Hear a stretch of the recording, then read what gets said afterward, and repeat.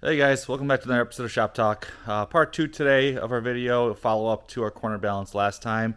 We have got the car all set up and we are going to do our alignment today.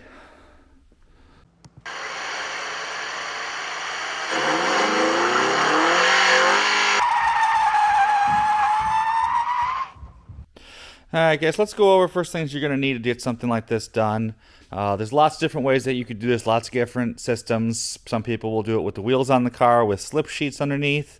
Some people, like me, I chose to get the Paco Motorsports hub stands for the car, and I chose to get the Flis Performance string alignment brackets for this car specifically. There's a bunch of universal string brackets that you can build to your car. I was lucky enough that Flis Performance down in Daytona, they make this kit already for the car. So the first thing that you're going to want to do is you're going to want to put your hub stands on if you are using hub stands. I've been using the Paco Motorsports hub stands for a couple years now. They work great. I can reproduce the results pretty easily. These ones have gotten beaten up a little bit. One of the things that I did find out with these hub stands, though, is that you want to make sure that you're using some flat nuts and some washers that are the same thread and pitch as your wheel studs. And you want to make sure that you torque those down to the same torque spec as your wheel studs, 95 foot-pounds for this car. I was getting some issues early on when I was using the kit, and I was always getting different measurements. And the kit, they kind of recommended going like 45, 50 foot-pounds, and I just found that it wasn't recreating the same results. So I go through, torque these down to your wheel spec. It makes it a lot easier for you. And then you want to set up your square guides or your harness on the back and the front of the car. And for my string, I just went out and got some bright neon fishing line and some 1 pound fishing bobs. All right, so once you get the car roughly set up, we've got our brackets on the front and the rear, our string run. It's not actually set yet. We got our hub stands on, torqued. You're going to come over here, and a couple other things that we're going to need is a digital level. This is a very fancy one from Longacre Products. It works great. I love it. I do this a lot, so I decided to spend the money on something that's a little bit easier for me. It's got a caster button built in, so you follow the instructions. You turn the wheel, you push the button, you turn the wheel, it gives you the reading. There's no math. Additionally, you can use something like this. I think these are $10 digital gauges on Amazon. They work pretty decently as well. I used them before I got this and never had a problem. You're going to want a good straight edge, and you're going to want a good set of measuring sticks. I do everything in millimeters, makes it a lot easier. Additionally, if you are on a car like mine and they use eccentric bolts for your alignment, for a track car or a car that sees the track quite frequently, these are one-offs. When you use these, you tighten them down, you over-tighten them, and if you ever have to make adjustments or you ever have to redo your alignment, you take that bolt, you throw it in the garbage. They are pretty critical in the fact that they turn in the socket and then they use the clamping force to make sure that the arm doesn't move. Every once in a while, I'll hit some rough curbing, or you'll have an off, or you'll have a spin, and these will rotate. And they will rotate on the track. And then all of a sudden, your alignment is off, and you have to do a trackside alignment. There are solutions that you can get away from these. People do make kits. There's pros and cons to all of them. Unfortunately, they would require modification to some of my control arms, which would then require points for some of the racing that I do. So I'm stuck using the factory fasteners. The trick with these, though, is replace them every single time you do an alignment and over-torque them. I think the torque spec on these is 95 foot-pounds. I normally torque them to 130, 140, but that's also why they're one-and-dones. Once you torque them down, you don't really want to reuse them. You can do it in a pinch if you have to. Trackside, you don't have one, but you really want to get all new hardware whenever you align these cars. Additionally, you want to go through, and like I've always done, I do my measurements, I get my setups for what I've had that's worked in the past, and I create a new setup that I'm going to try to run this year based on how I felt the car last year, what I'm adjusting. So have a game plan going into it where you want your measurements to be so you know what you're trying to achieve. Alright guys, first thing that we're going to do here is I'm actually going to get the car back up in the air, and I'm going to take all the old eccentric bolts out of the car. I've got them all marked. I use painter's tape for where they all are. I'm going to install the new hardware, and I'm going to tighten it down just a little bit, just enough that it provides a little bit of resistance, but I can still rotate it to rotate the arm as needed for when I do my adjustments. So I'm going to jack the car up, swap all the hardware with all the new hardware, and just get them about hand tight so that way they hold the position, but I can adjust them when I go in there.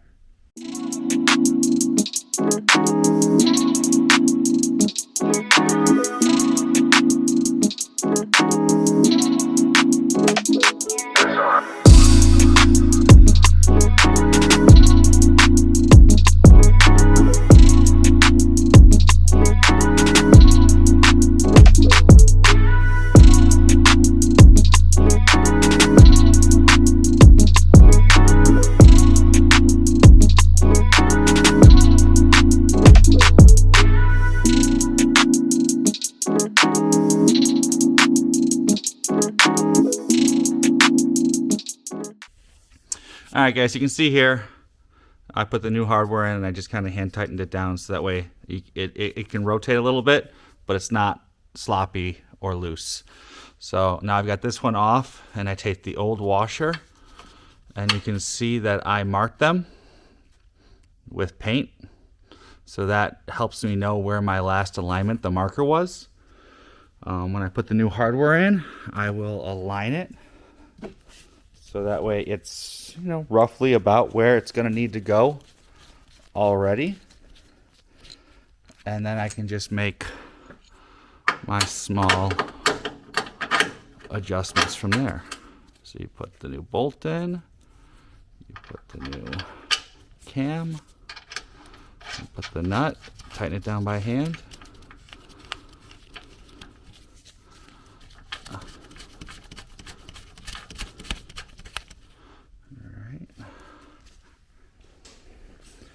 And you take your wrenches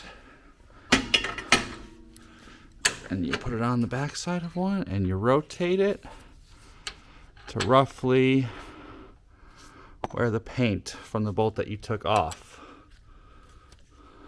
is. And then when you're roughly in that area, you tighten them down. So looks like right there. I'll take this one off.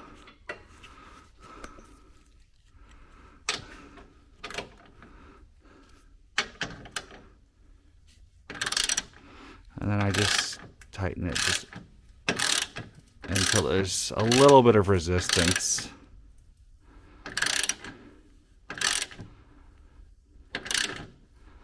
There.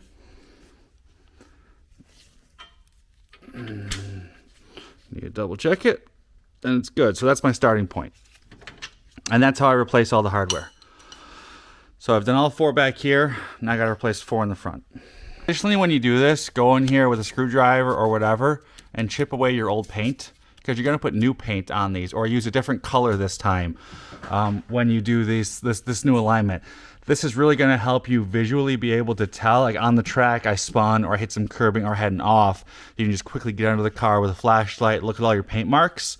If they're all still intact, just your alignment is good. If one of them has moved, additionally, you can just loosen that one up, rotate it back to where it is roughly with the paint, tighten it back down. It's a rough adjustment. It's not perfect, but it's better than doing an alignment at the track, trying to find level concrete or a place to do it, taking an hour, 2 hours, maybe missing a session. So the paint will really help you with, you know, just quick, dirty, get the car back aligned good enough and go out there and just see what the hell you can do. So a little tip for you. All right, so just finished with the car up in the air. We got all our new hardware in here. It's all roughly aligned with where the old hardware was that we took out.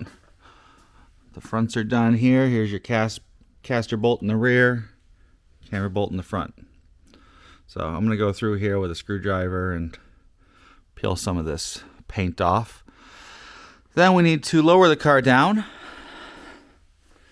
and set our string distance from the hubs. So we'll go ahead and do that right now, and then we are all set to start taking measurements and making adjustments. All right, guys. So what we just did was we set our string distance from the hubs. So I'm using everything in millimeters, and you want to make sure that you measure from the same part, front to rear. I use the bottom edge of the hub. So I've got some eccentric rings in here for my wheels, but I get the measuring tape right on the metal. And then you got to use your good eyeballs. And you can kind of see, I'm not sure how much is going to show up on camera, but you can see the reflection of the string on a metal ruler. You want to make sure the reflection, you can't see it. So that way you know your string is perfectly, you're looking perfectly over the string to do your measurements. So when I measure this one, it is at 9.6 centimeters. Additionally, then we go over to the front, and you want to use your same measuring point on the bottom of the hub, or the bottom of the wheel bearing center. You want to put your measurement tape there. And on this one, you put it up there, and we are at 10 centimeters. Now you're going to say, why aren't they the same front and back? Well, because what most people, or I'm not sure, if you don't take into consideration, your front and rear axle might not be the same width. On this car in particular, the rear axle is 8 millimeters wider than the front axle. So you take that, you divide it by 2 for each side of the car, and your rear axle is going to be 4 millimeters wider. So if you set a measurement of 10 centimeters on the front, you're going to need to take that 10 centimeters minus the 4 millimeter offset for the rear axle being wider, and that will be your measurement for the rear, which is the 9.6 centimeters. So the measurements might not always equal up to be the same, but you need to take the offset to make sure that you actually are doing the string center with itself, not on the car. You want the string to be center around the car. So you want all the measurements to be the same. And then additionally, I go over here and I use some painter's tape once I get my string set on both sides, because I'm going to be crawling under the car and doing my adjustments and making some changes. And every once in a while, I have hit the string when I get back up and it knocks off, and then you start all over again and you recenter and you restart doing your measurements, and it's a pain in the ass. So I put some painter's tape on there, just a little extra security, so the string stays exactly where I want it. So now we're all set on this side. I have to go over and do the same thing on the other side, and then we are ready to start taking our measurements for where we're at base alignment, and then so we can figure out how to adjust and what to go to for the numbers that we want to achieve. All right, guys, so we got our string around the car and we've got it all squared up. Next thing you're going to want to do is take your digital gauge and you're going to want to zero it. Nice handy dandy level. Make sure it's 0. And then you need to go measure where you're at currently. Now once it's 0, you can go over the car and see where you're at.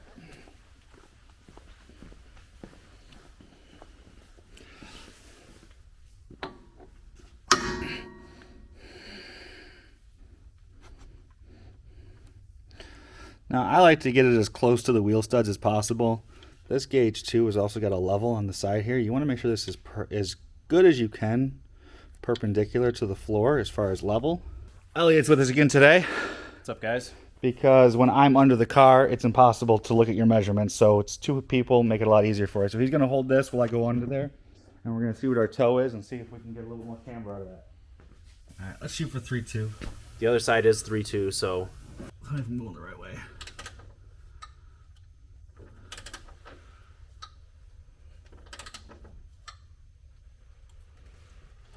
Oh, fuck. 3.3.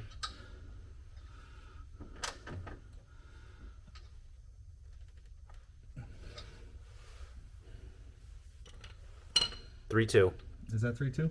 3.2.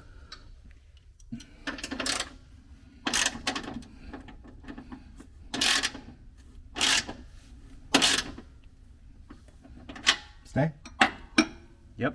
All right. Now we're going to do toe, and then you want to go back afterwards. You want to double check your measurements, because if you adjust one, it could affect the other one. Well, not could, it's going to affect the other one. So after you do both of them, double check them to make sure they don't move.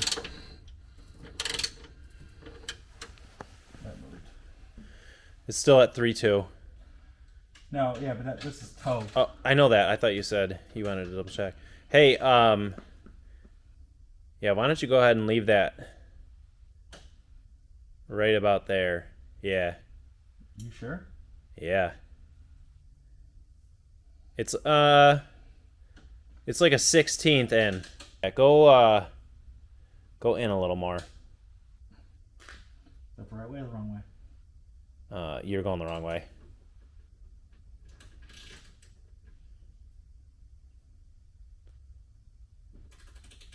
Stop. Don't go anymore. Good? Yeah, leave it right there. So another way you can do this, if you don't have the Paco stands, you're just using slip sheets, you're just using the tire, you take a straight edge off your wheel and you measure each corner. Now I'm going for about 1 millimeter in, which is basically nothing. So 1 millimeter or less, between 1 millimeter and 0 toe in is where I'm going for. So we'll move this out of the way to simulate a wheel. Keep in mind that your measurement for this is going to be determined on your wheel diameter as well. When you do your toe in millimeters, your wheel diameter plays an effect. That's why most alignment shops, they do toe in degrees. Because if you do a degree, it doesn't matter your diameter here. But if I put a 15-inch wheel on this and I measure the corners of 1 millimeter in and then I swap to a 17 or an 18-inch wheel, it's going to be more than 1 millimeter when you measure because you're taking a wider point. So you want to do it with the wheels that you're going to be using. I'm using 15-inch. I'm just using rough measurements right here. I've got it marked out from here to this notch right here is 15 inches. So we center that up, and Elliot will tell us what our measurement there is. Yeah, 1.5. 1.5 on the rear. So the front I want to be less than 1.5. 1.3. 1.3, so about 0.5 millimeter. So that's good enough for me. Adjustments can all be made on the car. You can do it all yourself, but having someone watching the adjustments while you're making them really makes your life a lot easier. So that's the rear. We're going to adjust the other axle right now, and then we're going to adjusting that axle. We're going to come back and verify the measurements on both sides. Okay, you are recording. All right, so we finished up both sides of the rear, got the numbers that we want. Now we need to adjust the front, the front you've got camber, caster, and toe. Where the rear you just had camber and caster, camber and toe. Now you have caster in the front. So you need to adjust all three of them. And as you change one, the other two are going to change. So you need to do real coarse adjustments at first, get them to about where you want them to be, then double check your measurements, do your fine adjustment, then do a second double check your measurements afterwards to make sure there's nothing changed. So right now we're going to start with doing camber first, then after that we're going to do caster, then toe. Then we're going to remeasure them in that same order afterwards. So for camber, we've got our gauge set up again. And I want 3.5 or more in the front. A little bit more I'll be happier with. Normally I just max it out as much as the bolt will give me. I've never gotten more than 3.5, but we'll see. I will crawl into the car and do the limbo. Crawl away. Stay away from my strings. I'm like a ballerina. Whoever makes these hub stands could make taller ones. Yeah. Or you could just... Don't say it. Okay, I'm not going to say it. My thick chest might have increased some. Yeah, Some height he's of taking, the car. he's taking a lot of weight off the car right there. You know what? Feeling a little judged. 3-4. Tighten it down. We might be able to get a little more, but the problem we're having is the car's actually lifted a little further off the ground, as we had mentioned earlier. So once he slides out of there, we'll leave the level on it, see if it changes it at all. And if it does, you will not be able to hide the truth. You will not be able to hide the truth. Yeah, you're still at 3-4. I hope it moves. Aww. We big, we ain't that big. Yeah, apparently. All right, now caster is going to be a different animal. So if you get yourself a real fancy gauge like this, which is what I really like, it has a caster mode in it. And when you push the caster mode, it'll start blinking. All right, now it's in caster mode. So to order to measure your caster, you're basically measuring the camber differential at 20 to 15 degrees of wheel turn. You gotta do the math on it for your car with your steering ratio, your steering column ratio, the rack, etc. But for this car, this gauge wants 15-degree angle of the wheel turn. So you can measure that if you want to and find out how much you have to rotate the wheel of the car to get that. But this car is pretty well publicized, so I did the math on it. It's 200 degrees of the steering wheel rotation is 15 degrees of wheel rotation. So the first thing you want to do is you want to put this on the car while the wheel is straight, put it in the caster mode. Then you want to turn the wheel 200 degrees of rotation on the steering wheel. You'll get a measurement here. After that, you want to zero it on this gauge. Then you want to turn the wheel 200 degrees rotation the other direction, and that reading right there is going to be what your caster reading is. Additionally, if you've just got a home digital gauge, the $10 one on Amazon that I showed at the beginning of this video, instead of zeroing it, you'll just take the caster reading at those two positions and add them together, and that's your caster reading. So let's put it on there, zero it out, turn the wheel, zero it, turn the wheel again, and see where we're at. We're aiming for 5.5 to 6. Oh, kid goes all out, loves purple. Went and bought purple lug nuts. It's a purple people eater. I'm renaming your race car Purple People Eater. All right, so we're on the right front wheel here. So in order to get the caster on the right front, you want to turn the wheel to the right first. You want to turn the wheel in the direction that the wheel is already in to get the first measurement. Then you want to get that measurement and then turn the wheel the opposite direction to get the caster on this wheel. You don't want to start with the right wheel turning left and then turning right. It's in the directions if you buy this. So, because they told me to? Yes. All right, so what do I got to do here? I'm going to turn the wheel to the right. And then I zero. And then you're going to zero it when I say zero it. Okay. Because we're just blanking right now.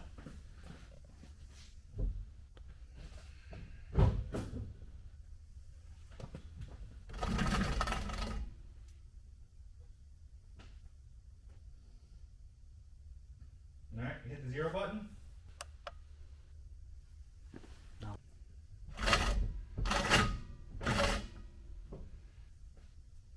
Now what is it? 6.2. All right, so we have to take 2 degrees out of that, 0.2 degrees out of that. So now you don't touch anything. Do your adjustment with the gauge in this position. So I'm going to go adjust it, and Elliot's going to look at the gauge, and when it says 6, I'm going to clamp it down, then cycle the wheel again and verify the measurement. 6. Is that 6? It just jumped to 6, yep. All right, so we just did camber, we just did caster. We got, after we adjusted our caster, we re-measured camber, and we got 3.6. And we got 6.1, 6.2, which on caster. So somewhere around 6 caster, I'm happy with it. I'm not nitpicking any of that. So next up now we're going to do toe on the front, and I'm going to run 2 millimeters of toe out. So we're going to adjust that. And then we're going to double check all the measurements, and this corner is going to be done. Before we get started, for your toe adjustment, you go on your tie rod in here, and you loosen the lock nut. And then you take a wrench on the inner tie rod and you spin it back and forth, and that cranks the wheel in or out on the leading edge, which is what's going to set your toe. Again, with the Paco hub stands, I use the cheater ruler on the bottom.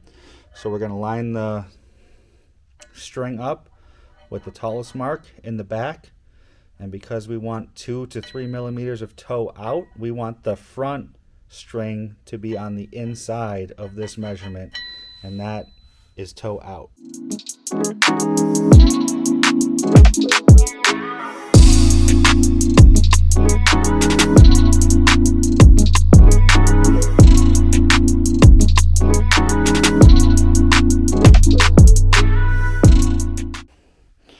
Alright guys, so we are all set on the front here. We did our camber adjustment, we did our caster adjustment, and then finally we did our toe adjustment. So we're reading it right now on camber. Once we adjusted caster, we got to 3.6, which is beautiful. Caster, we're going to double check here. It should be 3.2. And toe, using our cheap marks on our Paco stands, we are 1/8 of an inch out, which is 3 millimeters, which is exactly what we wanted. So now Elliot is going to do the caster, and we are going to double check that measurement. I'm ready to turn when you are. Yep, we're ready. Yeah, I like that. So we'll zero it. Ready? Nope. All right, go.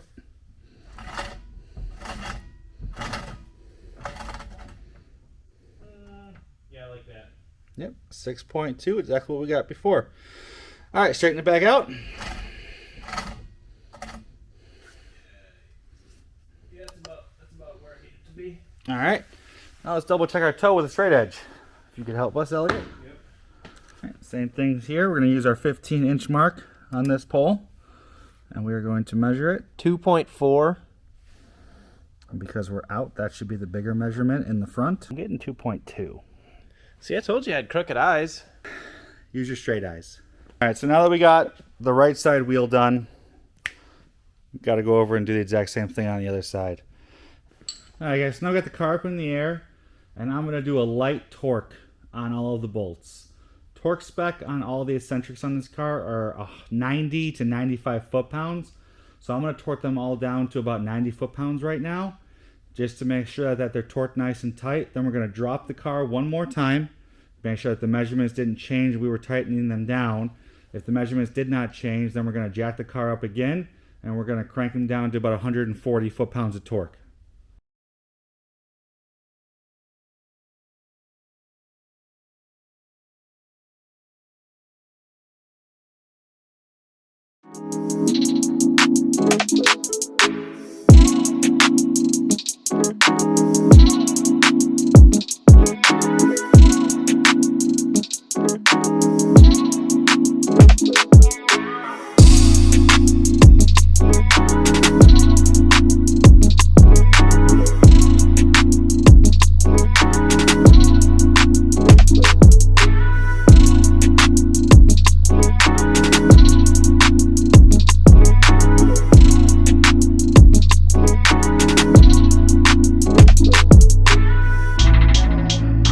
So now we jet the car up in the air. I torqued all the fittings down to about 95 foot-pounds.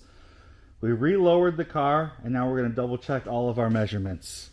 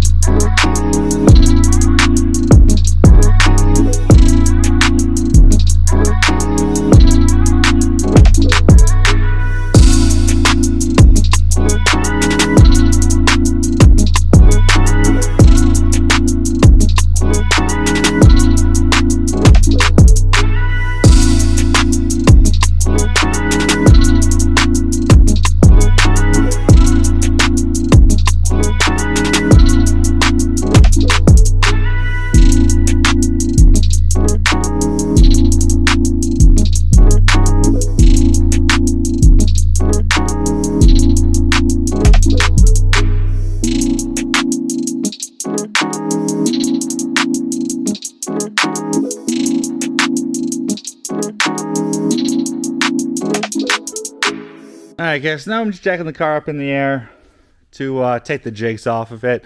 As you can see, it went up and down a couple of times. When you start torquing them down, your adjustment's going to change ever so slightly. So that's why we torque them down to the 100 foot-pounds first, so you're not overstretching the bolt. So when you tighten them down, we were getting some adjustments on the right side rear here with the toe, and the camber was kind of getting a little bit out of whack as we were tightening them down. So we had to play with it for a little while and got those all squared away. But then once they didn't move and once we verified the measurements, we jacked it back up and torqued them down to, we did 125 foot-pounds of torque this time. So now we're just going to go ahead and I'm going to take the string bars off, the string, the wheel stands. We're going to put some tires on the car, and we are ready for NCM in a week and a half. Mr. Elliott's having a seat. I like having a good sit every once in a while. Alright guys, so we got the wheels back on the car, we got all the jigs taken off, and as you can see, here's what I was talking about, going back in here, and I use paint, a bolt paint to mark it, so that'll crack if it moves, as well as I get a couple of additional colors on the bolts. So that way, if one of these ever do spin at a racetrack, it'll tell me right away the blue paint will be cracked, but then I can use the purple paint on either side to ballpark it back where I had it originally. It's not going to be perfect, But when you only have 20 or 30 minutes between races, you want something just to be able to get it, quickly back together. All right, so the car's back on the ground, all the wheels are on, and we have got our alignment finished. So a couple of things to kind of go over with this. As you can see, there's a lot of back and forth with this type of work. You really have to take your time. You really have to tinker with some of your bolts, some of your adjustments. You're gonna, as you adjust the bolt, as you tighten the bolt, it's gonna change a little bit. The measurements in themselves, pretty simple. You can do it with a $10 gauge. You can do it with some tape measures and some toe plates if you don't want to set up the string. Keep in mind though, toe plates are gonna give you your total toe, not your toe per wheel, which is why I always advocate do the string alignment. It's probably an extra 30 minutes of setup work, but you're actually measuring the toe per wheel, not your total toe. That's more important.